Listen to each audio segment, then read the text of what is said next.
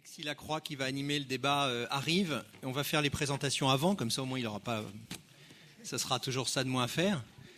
Donc Catherine Witold de Winden qui est directeur de recherche au CNRS à Sciences Po, au CERI, spécialiste des questions d'immigration. Et moi je suis Laurent Bouvet, je suis professeur de sciences politiques à l'université de Versailles, Saint-Quentin-en-Yvelines. Et il y aurait dû y avoir à cette place Dominique Schnapper qui est excusée car elle n'a pas pu faire le déplacement. Et voilà notre animateur Alexis Lacroix du journal Marianne. Merci de votre patience et nous sommes victimes, comme vous l'a dit à l'instant Laurent, de la circulation. Et donc nous allons, sans transition, essayer de traiter le mieux possible le thème du jour, xénophobie et rejet des immigrés, un mal européen. Le moins qu'on puisse dire, Catherine Witold de Winden, c'est que la question que nous avions imaginée avec les rendez-vous de l'histoire de Blois est pour le moins une question enracinée dans l'actualité. D'ailleurs, je vais vous poser, on va ensuite dialoguer avec chacun d'entre vous, on prendra bien sûr vos questions, il y aura un temps pour les questions, mais immédiatement pour commencer, comment analysez-vous le très récent revirement de la chancelière allemande Angela Merkel concernant la politique migratoire menée par l'Allemagne depuis l'été 2015 ? Alors je ne sais pas si c'est complètement un revirement par rapport au principe qu'elle a de l'accueil à l'égard des réfugiés, mais disons que c'est une sorte de tentation de récupérer un petit peu son électorat, notamment du sud de l'Allemagne, qui était plutôt hostile à sa politique. Je pense qu'il y a une dimension politique qui est indéniable. Et puis peut-être le constat que ça n'a pas été si facile d'accueillir. Ils ont eu quand même plus d'1 million de nouveaux arrivants, dont la moitié étaient des réfugiés entrant dans la catégorie des demandeurs d'asile. Dans les Länder de l'Est, ça a été un peu difficile aussi de faire accepter cette politique. Ceci dit, ça a été quand même beaucoup mieux orchestré que dans beaucoup d'autres pays européens et sans commune mesure en termes de chiffres avec ce que la France, ce que la Suède, ce que la Hongrie, ce que d'autres pays européens ont accueilli l'année dernière. Alors, Laurent Bouvet, comment vous analysez-vous ce revirement qui a été dûment commenté par de nombreux responsables politiques français, certains s'en réjouissant, d'autres disant « on vous l'avait bien dit, Angela, fallait pas être si généreuse ». C'est votre sentiment aussi ? Oui, la décision qu'avait prise de manière tout à fait fracassante, presque, Angela Merkel, d'ouvrir les frontières allemandes et d'accueillir les migrants au moment de caractère aigu de la crise l'année dernière, était une décision qu'elle a prise de manière unilatérale. Donc ça, c'était déjà un premier problème. Dans une Europe qui cherche, par tous les moyens et difficilement, c'est bien évident, tout le monde le sait aujourd'hui, à construire quelque chose de commun, une politique commune, etc. La crise des migrants a fait voler en éclats cette tentative un peu désespérée. Et on a vu donc les différents leaders européens, Angela Merkel d'un côté, des leaders allant dans l'autre sens, en Hongrie, Orban, en Pologne, et puis par effet de domino en Scandinavie, etc., fermant les frontières, au moment où Angela Merkel l'a ouvert. Elle n'avait pas prévenu, et je crois que ça a un peu déçu, pour dire le moins, évidemment ses collègues européens, et ça a surpris aussi certains d'entre eux, notamment en France, où on ne s'attendait pas évidemment à une telle politique. Alors ça explique aussi pourquoi il y a eu des difficultés. C'est-à-dire qu'elle a pris cette décision en partie contre ses propres soutiens politiques, aussi en Allemagne, notamment à l'Est, ça vient d'être dit, et dans le sud de l'Allemagne, en Bavière, où le parti de la CSU, qui est le parti bavarois, qui est dans la coalition avec la CDU, qui est le parti conservateur de Bavière, qui correspond à la CDU au niveau national, mais qui est très particulier, s'est opposé à cette décision. Or, c'est une base importante politiquement, la Bavière. Donc, elle était aussi en porte-à-faux par rapport à une partie de son parti et une partie de ses soutiens en Allemagne. Donc, c'était très difficile. C'était une décision, quoi qu'on en pense sur le fond, est-ce qu'il fallait ouvrir ou pas, en tant que telle, d'elle-même courageuse. De ce point de vue-là, il faut lui reconnaître cela. Ce n'est pas quelqu'un qui a pris, dans sa carrière comme chancelière, des décisions très importantes pour l'Allemagne. Elle a surtout conservé un peu ce qui avait été fait avant elle, notamment les réformes faites par son prédécesseur, Gerhard Schröder. Donc ça, c'est une chose. Aujourd'hui, la crise ne s'est pas résolue. On voit qu'évidemment, il y a des gens qui continuent de mourir. On a encore entendu il y a 2 jours la tragédie de ces migrants qui tentent de passer par la Méditerranée. Donc la crise, évidemment, n'est pas terminée. Certains disent, moi je ne suis pas compétent, ça je laisserai à ma collègue le soin de le dire, que ce n'est qu'un début, qu'on est au début, évidemment, d'un ensemble de migrations très importantes. Donc rien n'a été résolu. Et la décision et le semi-revirement, je suis assez d'accord, d'Angela Merkel, c'est aussi l'épreuve du réalisme. C'est-à-dire qu'aujourd'hui, on est à un moment où personne ne sait exactement quoi faire en Europe. Ceux qui ont pris la décision de fermer se retrouvent, on l'a vu avec le référendum en Hongrie, Orban. Alors il a gagné sur le papier son référendum puisqu'il a eu évidemment un oui à ce qu'il disait, à ce qu'il demandait, donc pour la fermeture des frontières, etc. Mais vous savez qu'il n'y a pas eu, vous avez sans doute entendu, une participation suffisante au référendum. Donc le référendum, constitutionnellement, n'est pas valable. Donc ça veut dire qu'il y a quand même aussi une partie de la population hongroise qui dit non, sans aller voter, mais qui résiste à cette volonté. Ce n'est pas forcément évident non plus en Pologne, pour le gouvernement polonais. Donc on voit que même ceux qui ont choisi de fermer ne sont pas dans une situation très favorable. Donc on est dans une position totalement fluctuante, incertaine en Europe, partout aujourd'hui. Un gouvernement italien qui n'arrive plus à faire face, la Grèce, on n'en parle même pas.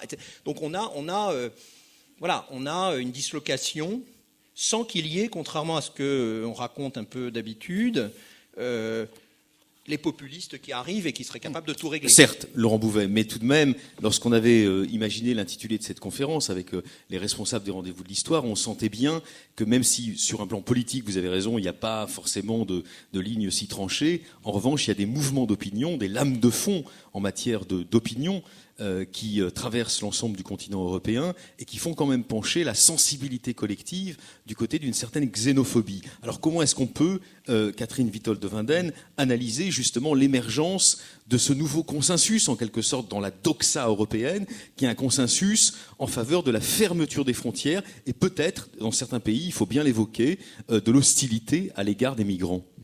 Alors effectivement, je ne suis pas sûr qu'il y ait un consensus sur la thématique de la fermeture des frontières. Il ne faut pas oublier que le patronat, et notamment les très grandes entreprises, sont pour l'ouverture des frontières, il faut le rappeler fortement. Par ailleurs, on a quand même beaucoup d'associations de droits de l'homme, de défense des droits des étrangers, qui sont quand même très présentes sur le terrain, sur la thématique des sans-papiers, de la nécessité d'en finir avec la fermeture des frontières, etc. Donc des courants qui ne sont pas nécessairement traduits par des votes politiques, mais qui sont des fragments de la société civile très importants. D'autre part, l'opposition à la xénophobie, à l'étranger, sous la forme de la xénophobie, est très diverse. Et ça, je crois que c'est très important selon chaque pays européen. Si vous allez en Angleterre, le nous, c'est nous avec les gens du Commonwealth, qui sont d'ailleurs électeurs à toutes les élections, mais l'étranger, c'est le polonais. Ce qui nous fait rire parfois en France, le Polonais qui vient prendre le travail des Anglais pauvres, qui va être peut-être parfois plus qualifié que celui qui est dans des régions un peu abandonnées et désindustrialisées, etc. L'ennemi public numéro 1 du discours xénophobe, c'est le Polonais. Si vous allez en Pologne, c'est l'Ukrainien. L'Ukrainien que je croyais très proche, puisque j'avais appris en géographie qu'une partie de la Pologne était devenue l'Ukraine, donc c'était... Ce qui est parfaitement vrai. Hein. Qui étaient les mêmes gens, si j'ose dire, mais pour eux, ils sont très différents, ils s'assimileront jamais. Je suis allée à Varsovie il y a 3 semaines, donc je peux vous le dire, c'est une source fraîche.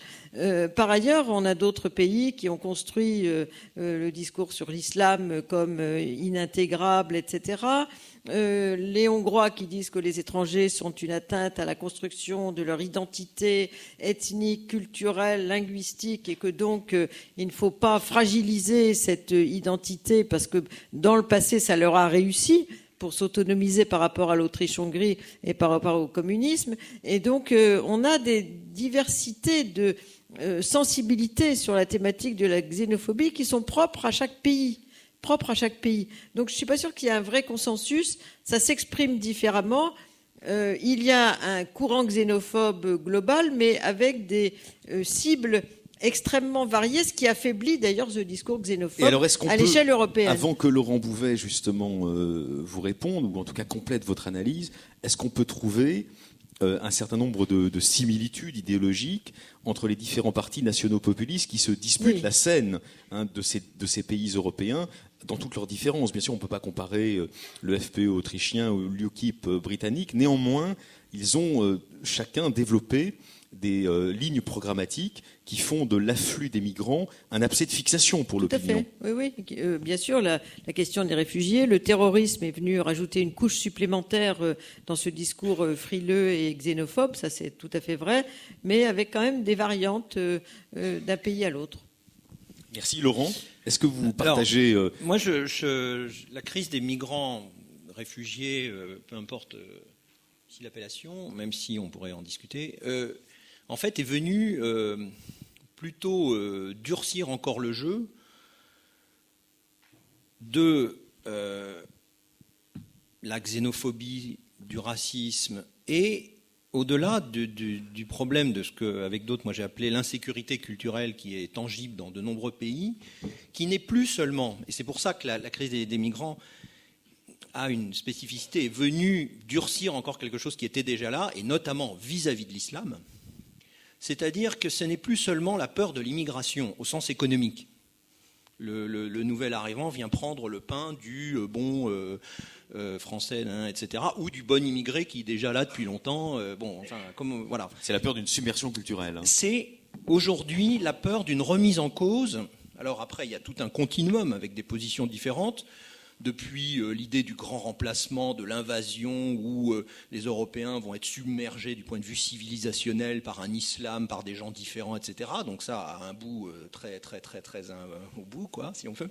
Et puis jusqu'à des éléments beaucoup moins, évidemment, fantasmatiques et délirants, mais tout à fait tangibles sur la possibilité d'intégrer dans des pays européens qui ont des fortunes économiques un peu diverses, mais enfin qui ne vont pas quand même excellemment bien. Enfin, c'est pas non plus la grande période de croissance, même avec des pays qui vont mieux du point de vue du chômage, comme l'Allemagne ou l'Angleterre. On voit bien qu'il y a beaucoup aussi de travail précaire. Donc tout cela, finalement, quand on regarde la situation, n'est pas terrible, ou que l'on regarde autour de soi en Europe. Donc dans des conditions économiques difficiles, qui ne sont pas prévues pour s'arranger comme ça dans les années qui viennent, il y a des menaces importante, le radicalisme dans l'islam, évidemment avec Daesh, le djihadisme en Afrique, des réfugiés avec des migrants économiques qui se mêlent, et souvent, d'ailleurs chez chacun avec des raisons doubles, on n'est pas comme ça, on ne peut pas trancher souvent, est-ce que c'est pour des raisons politiques, des gens qui s'exilent parce qu'ils ont peur pour leur propre vie,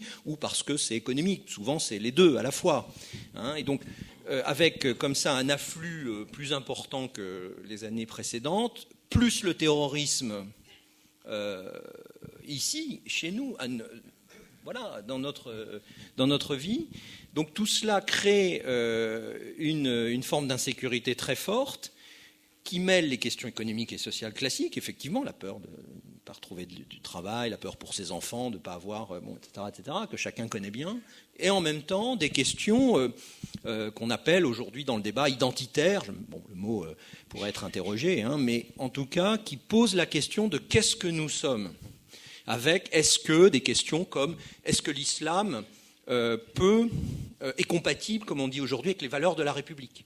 Est-ce qu'on peut intégrer des gens désormais aussi différents, alors qu'on n'a plus, pour dire simplement les choses, les moyens de le faire. Les moyens de le faire, ce n'est pas seulement économique, c'est aussi une école qui fonctionne comme un lieu d'intégration. Je vais vous citer une anecdote très très intéressante. Je discutais il y a très peu de temps avec un maire d'une commune de banlieue, Sarcelles pour ne pas la nommer, en banlieue parisienne, et il m'expliquait que dans sa commune, il y a des écoles qui sont des écoles musulmanes radicales, donc complètement évidemment en dehors de l'éducation nationale, qui s'ouvrent sur simple agrément de la préfecture. Et le discours qu'on tient aux familles pour qu'ils mettent leurs enfants dans ces écoles plutôt qu'à l'école publique, c'est que tous les terroristes qui ont frappé en France depuis l'année dernière sont passés par l'école de la République. et que s'ils veulent protéger leurs enfants du risque de devenir terroristes, il faut qu'ils les mettent dans des écoles. Alors certaines sont tenues par les frères musulmans, proches des frères, les autres carrément salafistes, par des gens qui vont leur apprendre le bon islam et à se tenir comme bons musulmans, etc. Donc on en est à un degré,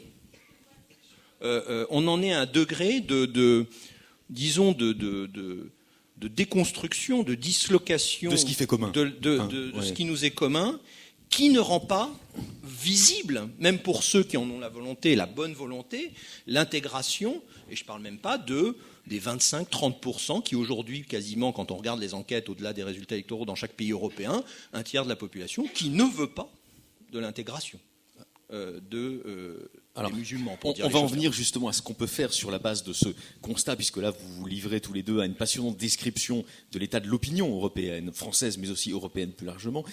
Catherine, est-ce que vous êtes d'accord avec l'usage du concept d'insécurité culturelle pour lire les réticences nombreuses, diverses mais nombreuses, que suscite la vague d'arrivée de migrants du Moyen-Orient? Est-ce que c'est la bonne grille interprétative? Moi, je ne suis pas sûre, parce qu'il y a la question du vivre ensemble au quotidien. Ce n'est pas nécessairement une question culturelle, ça a été culturalisé, fabriqué d'une certaine façon, construit. De même que cette dimension culturelle, on a durci les conditions culturelles de la définition d'un vivre ensemble commun. Et ça, c'est pas depuis la crise. On a durci. Qui a durci depuis quand? Toute une série de gens, les partis politiques, notamment d'extrême droite, toute une série de courants divers d'opinion ici et là. Et donc, on a créé la crise. Parce que la crise n'est pas si forte que ça. Dans les années 90, on avait 500 000 demandeurs d'asile par an en Europe. Pendant 4-5 ans successifs, et là on a eu 1,2 million, on aura peut-être le même chiffre cette année, mais ça n'est pas colossal sur un continent qui a 505 millions d'habitants, il faut quand même le rappeler. D'autre part, les 3 pays qui ont été vraiment frappés, il n'y en a que 3 en Europe sur 28, il y a eu l'Allemagne, la Grèce, l'Italie. Pour les autres, ça n'a pas changé leur vie quotidienne. Donc on a créé cette notion de crise sur la thématique en partie culturelle, en durcissant les critères culturels de l'intégration. Oui, et ça, je crois que c'est un... Mais ça ne veut pas dire qu'il y a une insécurité nécessairement pour tous, oui, mais ressenti Catherine, comme tel. Quand vous dites à juste titre que les flux migratoires dont il est question, qui sont un peu la base de notre discussion d'aujourd'hui, c'est au fond un prétexte pour réfléchir sur l'actualité de l'opinion européenne, l'état de l'opinion européenne. Ces flux migratoires sont assez modestes en termes strictement numériques, mais ils prennent en revanche dans les consciences, dans le débat public aussi, une importance considérable, et pas seulement en France. Comment vous expliquez, sinon par l'insécurité culturelle, cette espèce de disproportion? On a des flux migratoires très divers selon les pays, qui ne sont pas nécessairement des lignes de fracture culturelle. Je vous parlais tout à l'heure des Ukrainiens en Pologne. Aujourd'hui, on a des Moldaves qui vont, par exemple, en Roumanie. On a la Grèce, l'essentiel des migrations en Grèce, en dehors des nouveaux arrivés, c'est des Albanais qui sont proches culturellement. Il y avait même beaucoup d'Albanais qui étaient déjà installés en Grèce, etc.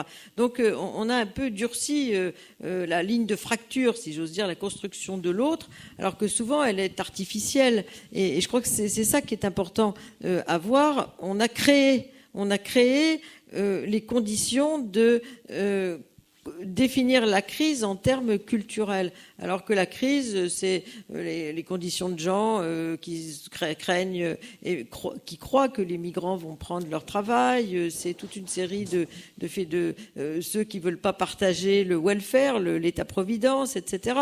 Il y a des thèmes qui sont très différents selon les pays. Ça, j'insiste beaucoup. En Europe du Nord, le sujet, c'est pas tellement la dimension de l'insécurité culturelle, c'est le welfare. On veut pas partager ce welfare merveilleux qu'on a construit, par exemple.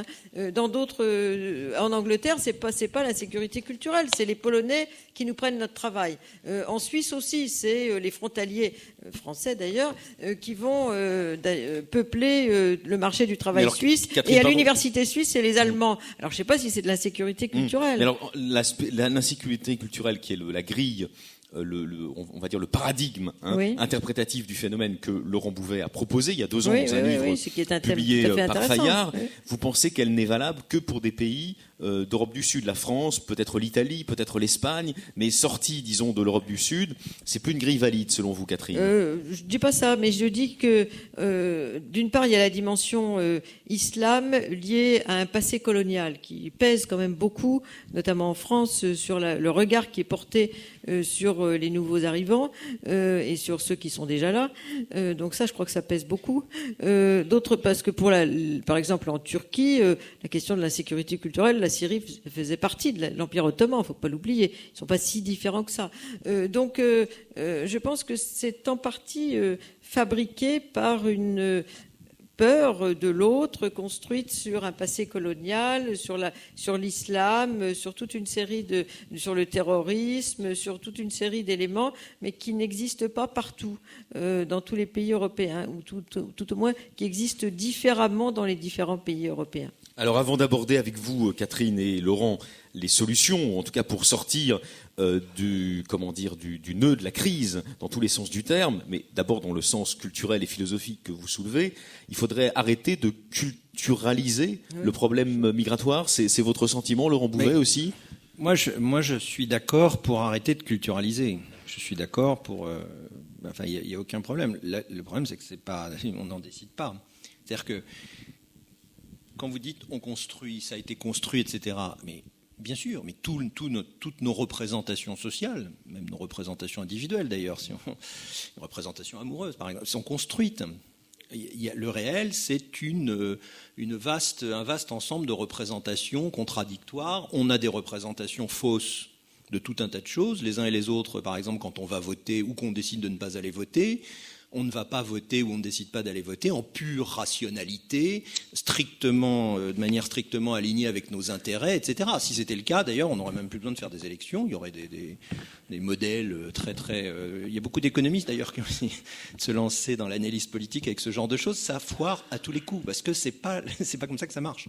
Les représentations, aussi fausses soient-elles, et je ne sais pas, et je ne vais pas dire d'un salafiste ou d'un militant du Front National que leurs représentations sont justes ou fausses. Moi, ce n'est pas à moi de le dire. J'ai mon opinion comme citoyen, mais ce n'est pas le problème.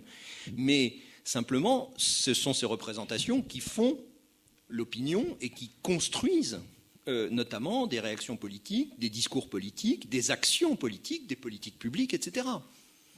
On a eu une représentation fausse du problème qu'on a appelé, à partir des années 80, du problème de la banlieue. On a fait 30 ans de politique de la ville articulée sur cette représentation fausse du problème de la banlieue. On a mis des milliards et des milliards d'euros et on n'a pas beaucoup fait avancer le problème. Il a même peut-être sans doute un petit peu reculé. Bon, donc tout cela... Très bien. Le problème, c'est qu'aujourd'hui, c'est... Vous êtes quand même en train de suggérer entre les lignes, sans le dire vraiment honnêtement, mais que la représentation culturelle ou culturaliste du problème migratoire n'est pas forcément valide. Simplement, elle est là. Non, mais le problème, c'est... Simplement, elle est là. Voilà. Moi, donc, elle est devant nous, donc il faut faire avec. Moi, en tant que politologue, la validité ou non par rapport à une vérité philosophique ne vous intéresse pas. Transcendante des représentations sociales et politiques, très bien, soit, mais c'est pas le problème. Le problème, c'est que les gens pensent, votent, agissent, réfléchissent, interagissent, se mobilisent ou non, etc., en fonction de représentations aussi fausses ou aussi vraies soient-elles, peu importe. Donc la question de l'insécurité culturelle, c'est pas de dire que c'est comme ça ou comme ça, en vérité, je vous le dis, voilà, non, ça n'a rien à voir avec ça. La question aujourd'hui, c'est qu'il y a entre 25 et 30% dans la plupart des pays européens, avec des modulations, effectivement, tout à fait, qu'il faut regarder de près. Mais on a entre 25 et 30% de la population qui aujourd'hui, sur une représentation extrêmement hostile à l'immigration, et en particulier à une immigration, ce qu'on appelle l'immigration comme ça ici, mais souvent aussi hostile à des gens qui ont la nationalité du pays, mais parce que ça se construit culturellement par rapport à l'islam. Aujourd'hui, il y a beaucoup de gens en France qui pensent que c'est les immigrés le problème, mais quand on leur dit mais les immigrés, les types sont français depuis 2-3 générations, il y a plus, c'est pas des immigrés, voilà. Donc il y a une question qui n'est pas liée simplement à la réalité du flux, à combien, à 10 000 près, rentre dans le pays ou pas. Effectivement, en France, on n'a pas eu une vague comme en Allemagne ou des problèmes comme en Grèce ou le sud de l'Italie avec des vagues de migrants qui arrivent, qui échouent sur les côtes, dont il faut s'occuper, etc. Ça n'a pas été le problème. On a la jungle de Calais, à Grande-Sainte, à côté de Dunkerque, qui sont des lieux très durs, voilà. Mais enfin, c'est très limité. Mais malgré tout, on a quand même cette représentation générale qu'il y a avec le terrorisme, avec les attentats, avec les difficultés sociales, avec les difficultés à l'école, avec les débats, là aussi, plus ou moins valables et intéressants sur la laïcité, tout ce qui tourne autour, qui souvent n'a rien à voir avec la laïcité, genre le burkini. Mais enfin, tout cela existe. On peut le regretter. On peut passer notre temps à le regretter, c'est très bien, mais ça ne fait pas avancer le schmilblick. Alors, donc, pour apporter de l'eau à votre moulin, de si j'ose dire, je sais pas. comprendre ce qui est à l'œuvre. Alors, pour apporter de l'eau à votre moulin, mais c'est pas que votre moulin. C'est vrai qu'il y a un chiffre aussi qui est quasiment présent dans tous les pays européens. Entre 50 et 60% des citoyens des différents pays de l'Union européenne pensent, dans toutes les enquêtes d'opinion qui sont faites actuellement, qu'il y a trop d'étrangers dans leur pays. C'est un chiffre. La France, d'ailleurs, n'est pas spécialement, ne présente pas des taux particulièrement élevés d'un tel sentiment. Mais effectivement, vous avez raison, c'est une donnée de représentation qui est lourde, qui est massive. Comment est-ce qu'on déjoue un peu à l'intérieur de l'arc républicain, de sensibilité républicaine, la pesanteur, la force, le poids de ces représentations, sans en recourir, et c'est évidemment ce à quoi nous incite Laurent, sans recourir à la vieille diabolisation antifasciste qui ne fonctionne plus. Alors moi j'aurais tendance à dire que quand même par un discours à la fois pédagogique, en expliquant aux gens ce qui s'est passé. Je crois que ça, c'est très, très important. Tout le monde croit que les frontières sont des passoires, qu'on va être envahi, etc. Je pense qu'il faut rappeler les choses, des fondamentaux parce que le savoir sur l'immigration est un savoir récent. La plupart des gens n'ont pas appris à l'école ce sujet. Si on leur disait que Louis XIV était né au XIXe siècle, ils diraient quand même... c'est curieux. Mais si on leur dit qu'il y a 20 millions d'étrangers en France, ils le croient. Donc je pense que rappeler les choses de façon claire, précise, pourquoi il y a des immigrés, pourquoi il y en a eu dans le passé, etc. Et comment sont-ils et qu'est-ce que ça... répondre aux idées reçues aussi. Ça, je crois que c'est un travail très utile. Parce que sinon, ils se construisent précisément comme ils n'ont pas de données, des représentations culturelles qui ne correspondent en rien à tous les travaux qui ont été faits, à la réalité, etc. Donc je pense qu'on a un travail de pédagogie, d'éducation, d'information à faire là-dessus, parce que sinon, ils vont, s'ils voient des bateaux pleins de nouveaux arrivants, c'est vrai qu'il y a des nouveaux arrivants qui arrivent par bateau, il y en a beaucoup qui meurent en Méditerranée, mais la plupart des gens qui sont arrivés, y compris illégalement, ne sont pas arrivés par bateau, heureusement pour eux, en Méditerranée. Donc ils ont l'impression de l'invasion. Quand on leur montre la route des Balkans, ils ont eu l'impression que tout le monde prenait la route des Balkans et que c'était un chemin, une voie royale vers les pays européens. Alors qu'il y avait peu de gens, en réalité, qui ont pris cette route-là. Donc, en fait, je pense qu'il faut rappeler les choses, relativiser, et je pense qu'il y a tout un travail d'information à faire sur ce sujet nouveau, comme l'énergie, comme l'environnement, comme des quantités de sujets sur lesquels le citoyen ordinaire n'est pas informé véritablement, parce qu'il n'a jamais été instruit à l'école, parce que c'était des sujets qui n'existaient pas, il ne faut pas l'oublier, sur ces thématiques-là. Et alors, quand un ministre, en l'occurrence Bernard Cazeneuve, le ministre de l'Intérieur, propose un plan de répartition sur le territoire français des migrants qui sont actuellement logés essentiellement à Calais, à Grande-Sainte et à Calais, il suscite un tollé dans une partie de l'opposition. Comment vous analysez justement cette résistance, alors même que, là encore, on ne le dira jamais assez, les chiffres de personnes concernées par ces répartitions sont absolument minimes par rapport à la population de ces territoires? Alors oui, il ne faut pas oublier qu'on a 36 000 communes en France et on doit répartir dans le contexte européen en France 30 000 personnes sur 2 ans. Donc c'est quand même très très peu. 30 000 personnes sur 2 ans, 65 millions d'habitants sur une centaine de départements. Voilà. Effectivement, ça ne fait pas beaucoup. Donc à l'arrivée. C'est très peu. C'est très peu. Et dans l'ensemble, moi j'ai fait beaucoup de débats associatifs et dans des universités ouvertes et toutes sortes de débats au cours de l'année 2015 et début 2016. Dans l'ensemble, ça se passe bien. C'est-à-dire, ce qui manque, c'est plutôt une volonté politique pour essayer d'apporter un élan en la matière, comme il y en a eu pour les Chiliens, comme il y en a eu pour les Vietnamiens et quelques autres réfugiés dans le passé.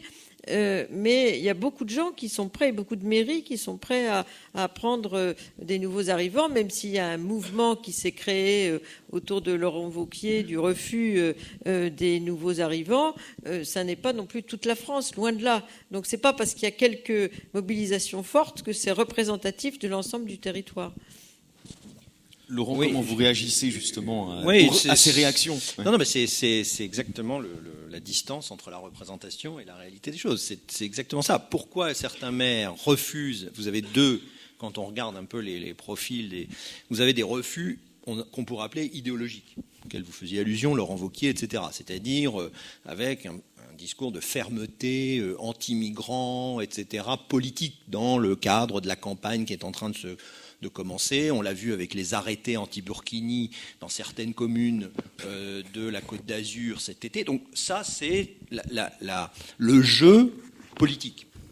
Bon, voilà.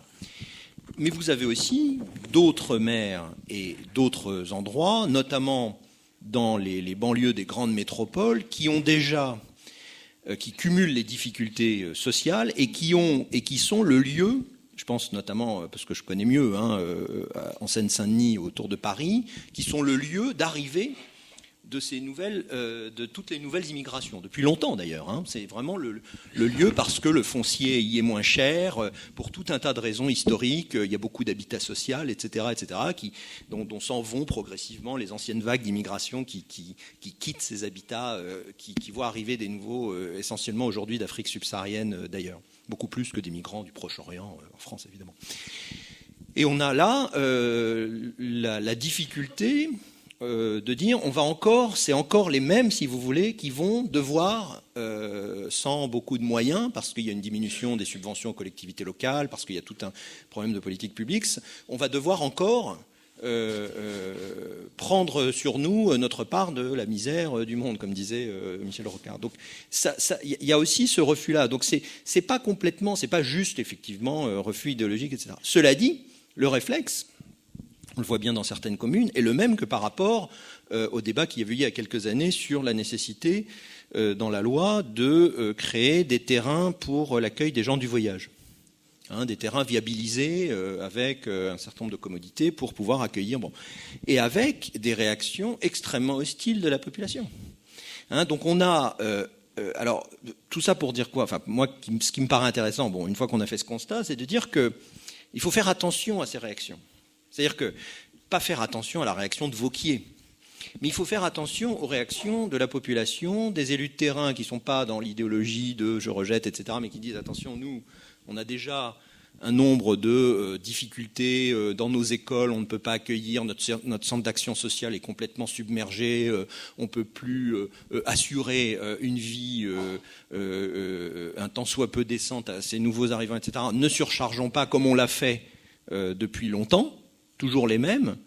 Et après, on nous dit, mais regardez, vos villes et vos cités, c'est des coupe-gorge, quand c'était la question de l'insécurité non culturelle avant, et puis aujourd'hui, c'est des mini-zones de non-droit, c'est les territoires perdus de la République, etc. Si vous voulez, là, il y a un discours, il faut être cohérent, c'est-à-dire que si on veut de la solidarité, si on veut répartir les nouveaux migrants, si on veut une politique de l'immigration, il faut que chacun en prenne sa part, y compris ceux qui n'ont jamais voulu en prendre leur part parce que ça les a arrangés. Vous disiez le patronat est plutôt favorable, mais les patrons ne font pas vivre chez eux les immigrés qu'ils veulent accueillir pour faire baisser le coût de la main-d'œuvre. Généralement pour vivre dans des quartiers qui ne sont pas impactés par les phénomènes exactement. Que vous venez de décrire. Donc je pense que quand je parle d'insécurité culturelle, qu'on ne se méprenne pas, c'est aussi une question sociale. C'est lié, il n'y a pas d'un côté et puis de l'autre. C'est vraiment un enjeu qu'il faut voir dans sa globalité. Merci beaucoup Laurent Bouvet. Alors avant qu'on passe aux questions, parce que je suppose que, chers amis, vous en avez beaucoup à leur poser, Catherine, qu'est-ce que vous rêvez au niveau européen comme instance de décision et de régulation de ces flux migratoires qui, quoi qu'on le veuille, là c'est pareil, c'est le principe de réalité, ne vont pas se réduire, ils vont même plutôt s'accélérer dans les décennies qui viennent. Qu'est-ce qu'il faudrait inventer comme instance de gestion justement de ces flux? Je ne sais pas si c'est des instances de gestion qu'il faudrait inventer, parce que les instances, elles gèrent plus ou moins bien toute une série de choses. Mais d'une part, je pense qu'il faudrait, paradoxalement, dans cette crise de l'accueil des réfugiés, plutôt que crise des réfugiés, je pense qu'il faudrait davantage, paradoxalement, ouvrir les frontières au marché du travail. C'est-à-dire qu'en fait, on a des tas de secteurs où des gens nouveaux venus viennent s'insérer, souvent illégalement, en travaillant au noir, etc. Et il faudrait que l'Europe ait le courage, mais elle ne l'a pas parce qu'elle ne se considère pas comme continent d'immigration alors qu'elle l'est. C'est toute la difficulté. Il faudrait qu'elle ait le courage d'annoncer, voilà, on a des besoins dans toute une série de secteurs et on va donner un statut légal à ces gens qui entrent. Donc avec plus de visas de travail pour les secteurs où on en a besoin. Moi, il m'arrive, comme beaucoup d'entre nous, de prendre le métro à 6 heures du matin. Je ne croise que des gens de couleur. Ces gens-là, ils ont un sac à dos pour aller sur un chantier, un petit cabas pour les femmes qui vont garder des personnes âgées ou travailler à l'hôpital, ou faire le ménage dans les entreprises. Il n'y a pas un blanc. Donc ça veut dire qu'ils remplissent des cases du marché du travail qui ne sont pas pourvues, souvent illégalement, parce qu'on ne veut pas accepter cette réalité. Et je pense qu'il faudrait que tout élu du Front National prenne le métro parisien à 6 heures du matin pour constater que ces gens-là travaillent et qu'ils sont dans les secteurs dont les autres ne veulent pas. Ça, c'est très important. Donc ouvrir davantage le marché du travail dans des secteurs où il est fermé, parce que pour les moins qualifiés, il est fermé. Le travail, il est uniquement au noir. C'est que pour les très grands, disons les joueurs de foot, les créateurs de classe internationale, que le marché du travail pour les non-européens est ouvert. Pour les autres, il est fermé. Et pour ceux qui sont entre les deux, c'est très difficile. Donc déjà ça. Deuxièmement, je pense qu'il faudrait véritablement appliquer les droits, appliquer les droits. Souvent, ils ne sont pas appliqués. Une régularisation, ça prend un temps fou. La naturalisation, c'est le parcours du combattant, alors qu'il y a 50 ans, 60 ans, c'était relativement facile, etc. Donc, appliquer les droits. Si les gens, que les jeunes mineurs non accompagnés soient traités comme jeunes mineurs non accompagnés, qu'on ne fasse pas des discussions sibyllines sur savoir s'ils sont mineurs ou si leur âge osseux indique qu'ils seraient éventuellement majeurs. Et alors, bon, il y a des tas de complications comme ça. Le statut le droit d'asile. Le droit d'asile aujourd'hui, dans la crise actuelle, on n'a que 31% de gens qui sont acceptés comme réfugiés. À mon avis, on est très sévère. Et donc, ça crée quoi ? Ça va créer des gens qui n'ont pas le droit de travailler, qui vont éventuellement être dans une situation impossible parce qu'ils doivent être reconduits chez eux, qu'on va parfois pas reconduire parce qu'on n'a pas le droit de le faire quand ils viennent de pays en guerre, etc. Donc, l'impression d'une marginalité aux yeux de l'opinion publique, alors que c'est des gens qui n'ont pas le droit d'être là, mais qui vivotent dans cette situation. Donc il faudrait que les choses soient beaucoup plus claires, qu'on applique le droit de façon beaucoup plus rigoureuse, qu'on ne soit pas dans une sorte de situation d'entre-deux qui donne une très mauvaise image de la situation actuelle, et puis rouvrir davantage le marché du travail, puisqu'on a besoin de gens dans toute une série de secteurs, au lieu que ce soit des métiers au noir, que ce soit des métiers légaux, et tout le monde s'en porterait beaucoup mieux parce qu'ils perdraient des impôts, etc. Et on aurait donc une situation beaucoup plus claire en la matière. C'est ce qu'on avait d'ailleurs autrefois. Les Portugais n'ont pas demandé l'asile, ils sont venus comme travailleurs, par exemple. Et beaucoup d'autres catégories de cette époque. Merci beaucoup, Catherine Wiesel-Winder. Laurent Bouvet, vous votez les mesures de Catherine ? Oui, évidemment, je trouve que l'idée que l'Europe puisse avoir une politique migratoire digne de ce nom est une bonne idée. Le problème, c'est qu'on en est assez loin. Pour une raison qui m'a toujours paru, là je livre un sentiment personnel assez étrange, c'est-à-dire cette illusion qu'on a eue de vouloir supprimer les frontières à l'intérieur de l'Europe entre les pays européens en créant de très hautes et très sécurisées à l'extérieur, en se disant on va faire la forteresse Europe, on va être protégé, mais à l'intérieur tout va bien. On s'aperçoit que ça ne marche pas. C'est-à-dire que la logique de la frontière, c'est qu'une frontière, ce n'est ni un mur, ni un espace neutre dont on ne s'aperçoit pas, où il ne se passe rien. Une frontière, c'est toujours un endroit qui respire, où on rentre, où on sort, où il y a des conditions, où d'un côté et de l'autre, c'est pas la même chose. En droit, c'est pas la même chose, il n'y a pas peut-être les mêmes personnes, etc. Peu importe. En tout cas, il se passe quelque chose. C'est un lieu qui n'est ni totalement ouvert, ni totalement fermé, mais qui est un lieu qui qui évolue, un lieu or on a perdu en Europe avec l'espèce d'illusion de la fin des frontières. Quand on voyage, effectivement, c'est un côté assez étrange pour des gens qui les ont connus dans le passé. Quand on passait la douane, il y avait tout un cérémonial, etc. C'était bon. Là maintenant, on passe le pont de Kiel. Je l'ai fait cet été en voiture entre Strasbourg et l'Allemagne. Voilà, on voit que les panneaux sont différents, donc on est en Allemagne. On passe de l'Italie à l'Autriche. Il y a une idée là-dedans qui ne fonctionne pas. C'est-à-dire que si on ne veut plus de frontières, on ne veut plus de frontières. On dit que la frontière n'existe plus, c'est pas bien, les nations, c'est pas bien, etc. Mais à ce moment-là, il faut aller jusqu'au bout.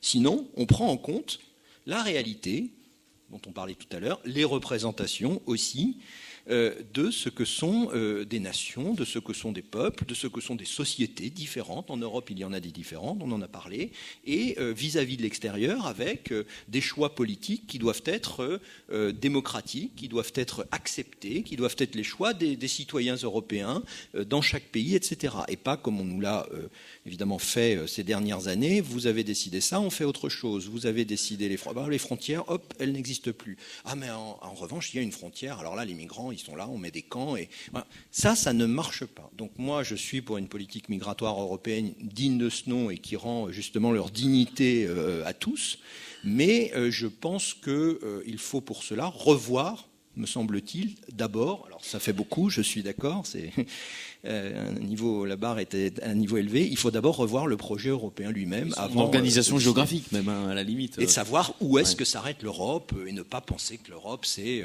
une espèce de non-zone qui peut s'élargir, on peut être demain 45 comme... Non, voilà, ça c'est pas possible. On a vu que c'était pas possible, il faut faire autrement. La crise des migrants a démontré, après d'autres crises sur d'autres domaines, qu'on s'était trompé, qu'on s'était planté pour dire les choses, donc il faut essayer de le faire différemment. Merci beaucoup à tous les deux. Donc le moment est venu de prendre quelques questions. Donc je vous invite à vous manifester. Puis je pense que les micros circulent dans les travées. Merci messieurs et dames.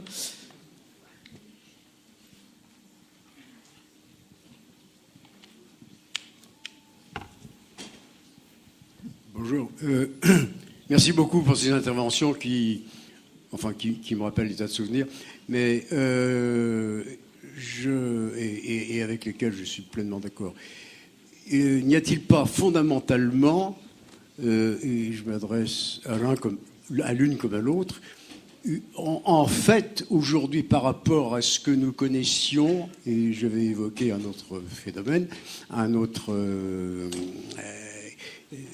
événement historique que nous connaissions il y a 40, 50 ans, c'est-à-dire une véritable, à mon avis, dégradation de l'information et des moyens informatiques, contrairement aux illusions entretenues par la numérisation, blablabla, blablabla, blablabla. Je rappelle une simple chose, et je m'adresse d'ailleurs éventuellement à nos amis hongrois qui seraient dans cette salle, qu'en 1956, j'étais étudiant, j'étais opposé à la guerre d'Algérie, etc.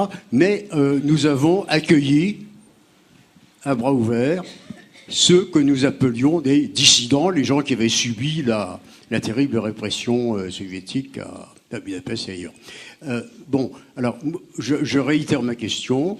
N'est-on pas en train aussi d'assister, contrairement aux illusions entretenues, par les mêmes, par les mêmes capitalistes de l'information, en train d'assister en réalité à une dégradation de l'information réelle des citoyens. Merci beaucoup, c'est une question effectivement très importante.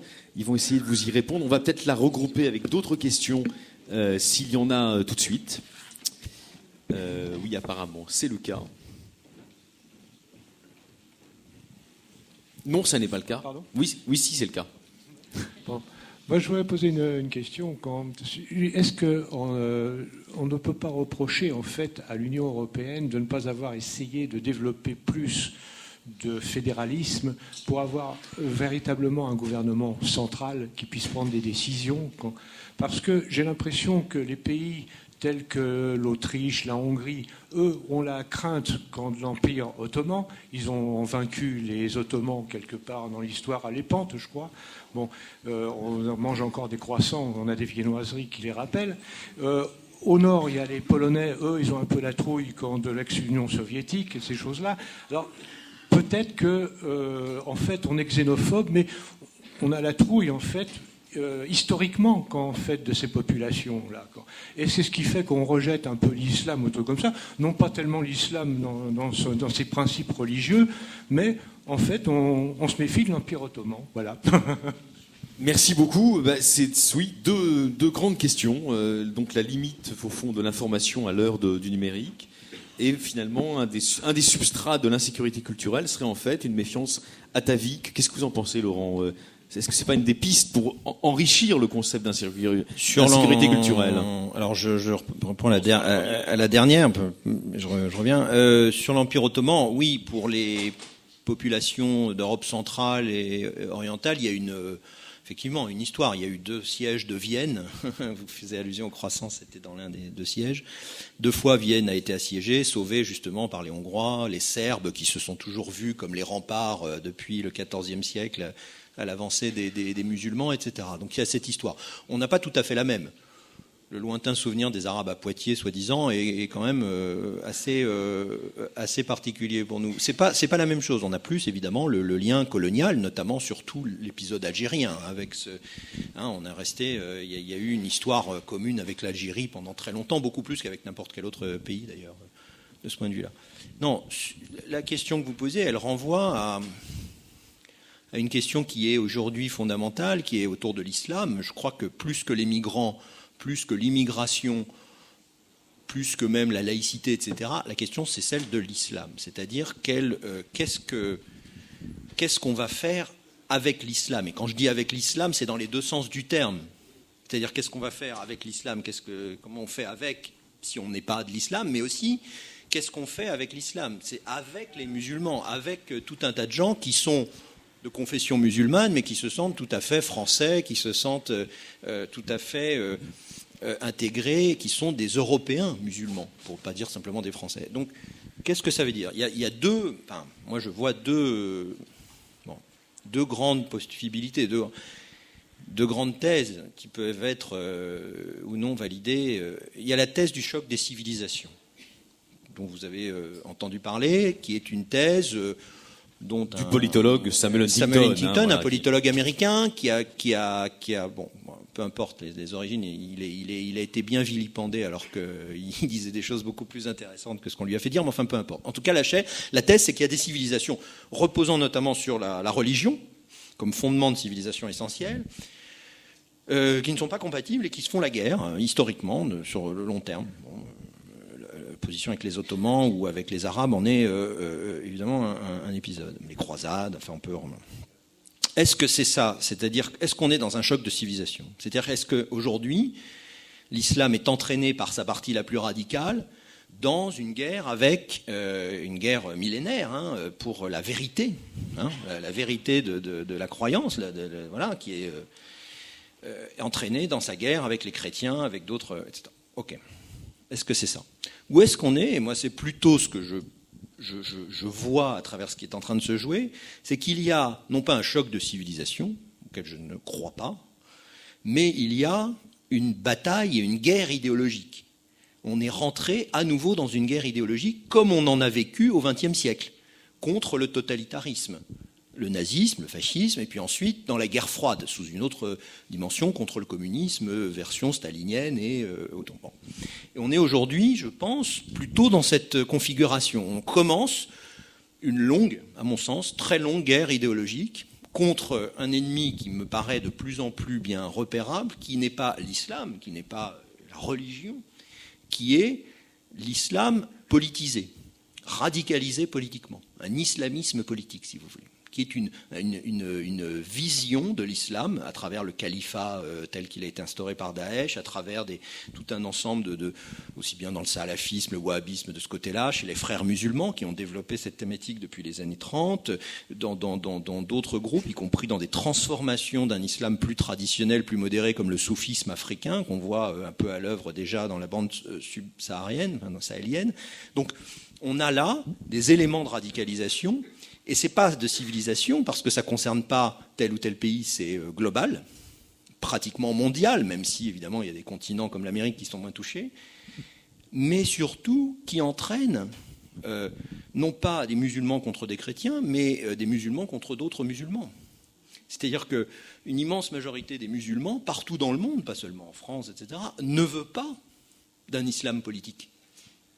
Refuse cette idée que la religion, leur foi, leur croyance en Dieu, avec toutes les formes d'islam, hein, là, évidemment, entre le Maroc et l'Indonésie, vous avez toute une gradation possible, mais ils ne veulent pas de ces obligations, ils veulent respecter leur religion, faire le ramadan, etc., mais ils ne veulent pas que ce soit une politique d'État, que ce soit un ensemble, un gouvernement, que ce soit des règles qui soient dans la loi civile, etc. Et je pense que cette bataille idéologique qu'on a à mener, on doit, nous qui ne sommes pas, je dis nous ici, je ne sais pas, hein, mais en tout cas, moi je vois ça comme ça, ceux qui ne sont pas musulmans, ils ont intérêt à la mener aux côtés des musulmans, qui refusent cette dérive-là. Donc pour moi, la question aujourd'hui, c'est une question idéologique. Ce n'est pas une question d'abord de politique publique, de chiffres de l'immigration, de politique migratoire, de politique scolaire, de politique de la ville, etc. Bien sûr, c'est tout ça. Mais c'est d'abord la conscience d'un affrontement idéologique. Il faut se mettre dans la même disposition, avec évidemment les conditions aujourd'hui actuelles qui ne sont pas celles du passé, bien sûr, dans lesquelles on s'est mis quand on a lutté contre le nazisme, quand on a lutté, vous parliez de Budapest en 1956, monsieur, tout à l'heure, quand on a lutté contre le stalinisme. Il faut se mettre dans la même disposition. C'est le combat idéologique. Il y a cet adversaire, cet ennemi, peut-on dire, ne capitulera pas comme ça.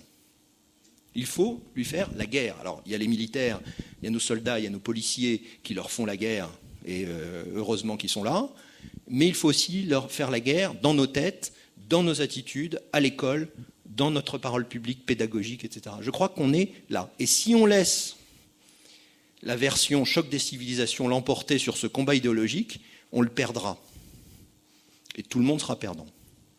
Hein, voilà. Merci beaucoup Laurent. Et Catherine, qu'est-ce que vous répondez justement à monsieur sur sur ce cette question ? même registre, mais je dirais qu'il y a un sentiment chez les Européens dans l'ensemble, d'une part que c'est devenu un grand continent d'immigration alors qu'ils ne l'acceptent pas, mais aussi qu'ils sont déstabilisés culturellement, mais pas seulement à l'égard de l'islam, mais à l'égard du Sud. Le Sud est émergent et aujourd'hui ils ont compris qu'ils n'étaient plus les maîtres du monde, d'une certaine façon, qui allaient définir toute une série de règles internationales, de règles de vie, etc.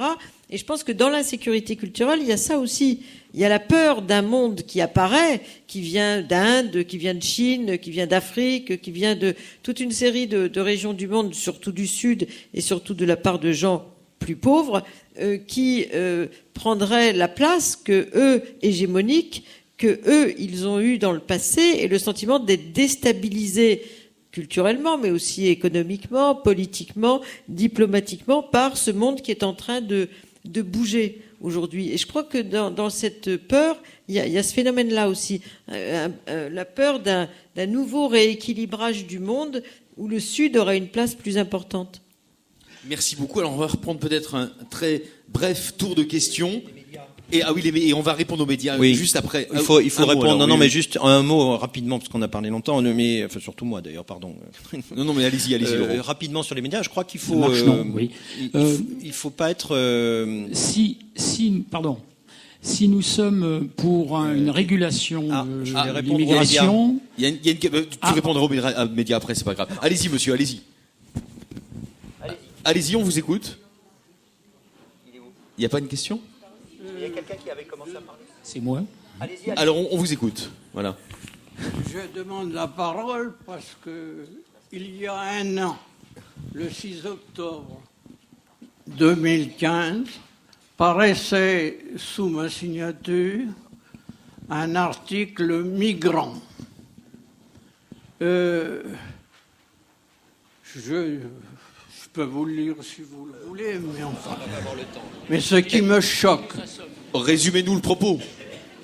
Ce qui me choque actuellement, c'est que dans le pays des droits de l'homme, on voit apparaître ce qu'il y a 70 ans nous avions dit nous ne voulons plus de ça, des gens qui se regardent le nombril et qui prétendent que l'ennemi c'est l'autre. Je veux parler du Front National, qui n'est rien d'autre que le pétinisme réchauffé.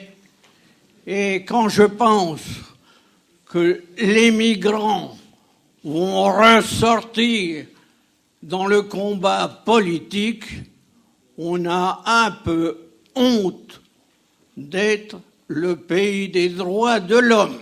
Merci monsieur pour ce témoignage, on va vous répondre bien sûr. Merci beaucoup. Donc peut-être une ultime question et ou interpellation. Je crois que il y avait une dame qui voulait. Allez-y, il y aura une dame après. Allez-y.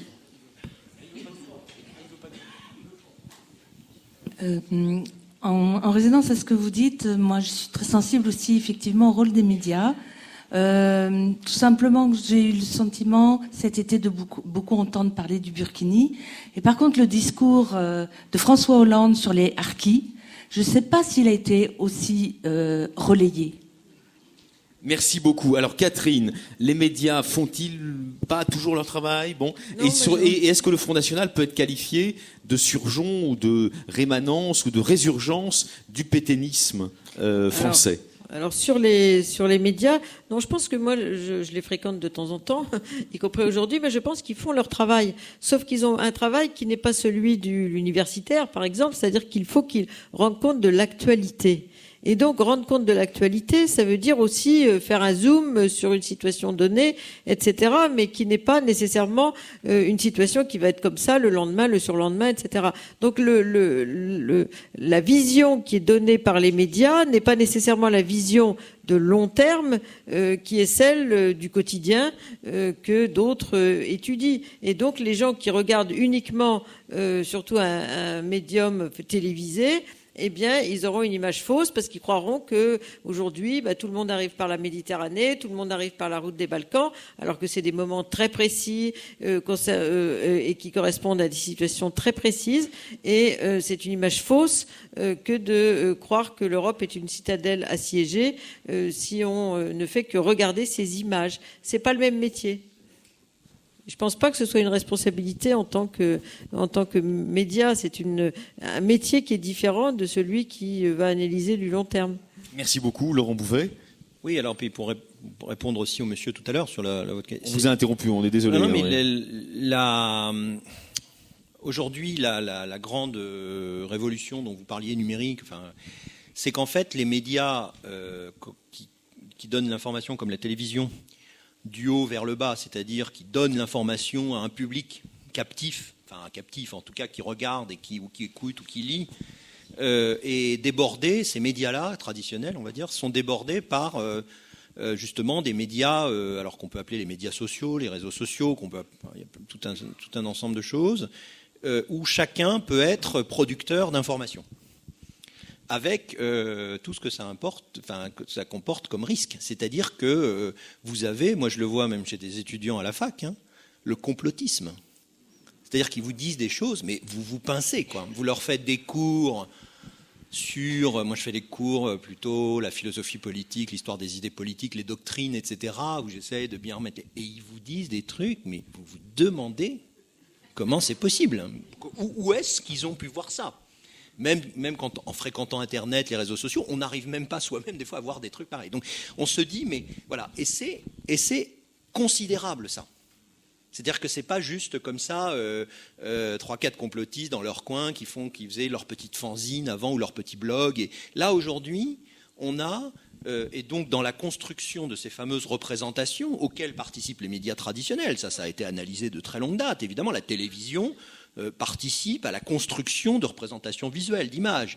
Et on sait très bien qu'un cadrage d'une photo, qu'un cadrage d'un reportage, que si on interroge les gens, on sait très bien ce que ça veut dire. Je pense même que nous y sommes relativement habitués Vous voyez, on est habitué parce qu'on a déjà un passé avec la télévision, ce qui n'était pas le cas des gens il y a 50 ans, évidemment. Hein.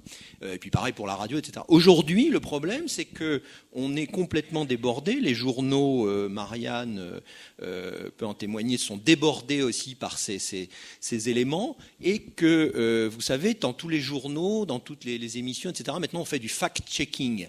Du décodage, c'est-à-dire qu'on essaie de rétablir des faits, on essaie de donner un bon chiffre parce qu'un responsable politique a donné un chiffre complètement délirant. Donc derrière, mais on voit bien que la course est une course contre la montre qui est largement perdue par les médias traditionnels. Alors la responsabilité des gens qui ont la parole publique, c'est notre cas. Pour des intellectuels, des universitaires, des artistes, des gens qui ont des responsables politiques, économiques, d'associations, enfin, etc., tous ceux qui peuvent avoir une parole publique, et puis aussi les citoyens, parce que l'envers de cet aspect terrible, c'est aussi que chacun peut prendre la parole. Et alors, pour le meilleur et pour le pire, je dirais. Donc, il faut aussi la prendre. C'est-à-dire que les médias, aujourd'hui, ça va être ce que vous allez en faire comme citoyen. C'est-à-dire que c'est à vous de favoriser des médias qui font bien leur travail, qui sont honnêtes, qui font place à la diversité des opinions, au pluralisme, qui ne sont pas dans la démonstration systématiquement d'une seule et même idée, doctrine ou idéologie, etc. Donc c'est aussi, je crois, un formidable moyen, on dit en bon français d'empowerment, c'est-à-dire pour les citoyens de prendre le pouvoir, vous voyez, sur leur propre système médiatique. Je pense que ça, c'est une grande révolution et c'est la première fois que ça arrive dans l'histoire humaine, qu'il y a une possibilité de se hausser comme citoyen lambda, sans caractéristiques particulières, au niveau précisément de la parole publique, de la place publique, qui devient une place peut-être enfin pour la première fois ouverte à tous, mais évidemment avec tous les inconvénients que ça présente. Voilà. Merci beaucoup Laurent Bouvet. On vous applaudit tous les deux. On vous remercie encore infiniment. Catherine Witold de Winden et Laurent Bouvet, merci beaucoup. Merci à tous de votre patience et de vos questions et de votre participation. Merci.